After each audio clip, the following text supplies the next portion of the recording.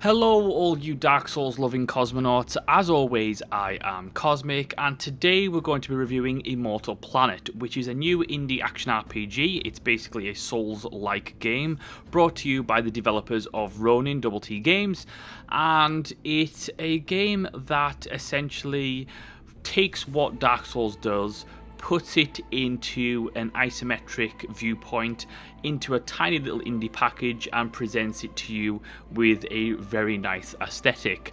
And that basically sums the game up in a nutshell. So the game is set on a forgotten planet in the galaxy. The surface is covered in ice, and you play as an awake walker who finds themselves awakening from cryosleep on a planet where it's just basically tombs and tombs of immortals where they're all in sleep. And your job is to basically find the mysteries and secrets of the planet and find out what the hell's going on, because you have no memories of your past. Now, the game takes a very much like Souls experience, puts it into a top-down combat system, which works really well on one hand and can be fairly frustrating on the other. I absolutely love the slower paced tactical combat of Immortal Planet. It's very much about managing your stamina, managing, your movement and your positioning, making sure that the enemies aren't getting too close to you, making sure that you're dodging at the right time, and learning the mechanics of the enemies, very much all like Dark Souls. The problem comes in with the combat is whereby you have this isometric camera, which can make the movement a little bit problematic from time to time, especially when you're trying to dodge and dash out of the way, which can leave you in positions where the movement feels clunky. The dash feels clunky from time to time. And the fact that you have to have the entire combat system on a controller, because a controller is recommended, it makes the combat feel at times just sluggish and unresponsive, which ends up meaning that you probably will get hit when you don't really think you should have been hit, or that the controls don't feel as finely tuned and responsive as they should, so you will end up not doing things when you wanted to do them in the combat, which, in any Dark Souls-like experience, you're going to find fairly frustrating. That said, however, the combat is engaging throughout. You never can take your eye off the ball. It's never relaxing. It's never going to be easy. You are going to get punished a couple of hits and you're going to be dead, and that's that. Which brings me to the Souls-like progression, whereby once you die in this game, you will drop all of your XP. So if you've leveled up to level 10, say, then you will instantly go back to level 0. You will go back to the start, and then you will be able to progress again, and then eventually find where you died and pick up all of that XP once more and use it all again, which is fine in premise. The problem is the execution. Now, with the execution of this game, what ends up happening is that each area contains doors and enemies. Sometimes those doors will close until you have defeated all the enemies in a given area. The problem with that is the fact that to progress, you have to do a little bit of grinding, but on top of that, the fact that you can't just run back later on in the game and just grab your XP sometimes, and you have to actually go through a lot of old enemies because they all reset, and sometimes even having to go through a boss or two again all over again, it can be very, very irritating.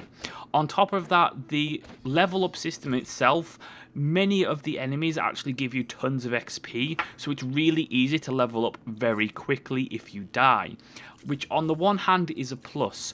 On the other hand, it doesn't really give you almost a penalty for dying, because you can just easily rack that XP up very, very quickly again. It's just a time-consuming effort to do so. Then, of course, you have the item progression, and items work very simply. You have a main weapon, which you can awaken, and awakened state means that basically it just uses more stamina and will do some more damage. But then you also have sub-weapons and gadgets, so you can have spells such as Lightning Bolt, you can have a pistol pistol for long-range attacks with a limited supply of ammo, and you are able to pick these up throughout the world, and some of them are obviously better than others. But in the end, what I find frustrating about the progression is that there's just not enough of it, and it's not fleshed out enough. That's coupled with the fact that the game will only probably take you 6 to maybe 8 hours if you're struggling with the difficulty to complete. It's a very short experience, which isn't bad for $15, but at the same time, when you are getting to grips with an action RPG in its namesake, you kind of want an elongated experience with multiple places and multiple progressions to go. And on top of that, the game doesn't really throw in what made Dark Souls great for a lot of people, which was, of course, the things that you could find in the world, and the lore, and the hidden items, and the things that gave you an insight to within, who these bosses were, what went down before you got here. And Immortal Planet doesn't really do that. There's not anything of that type in there. So what it actually ends up being is a Dark Souls clone that has some really nice features. It has a great art style, it has a great sound, and the atmosphere of the game is fantastic, but it lacks a lot of the core experience. It lacks a lot of extras that really would round off the gameplay experience, and it ends up becoming very, very repetitive way too quickly, and it recycles a lot of its content way too quickly.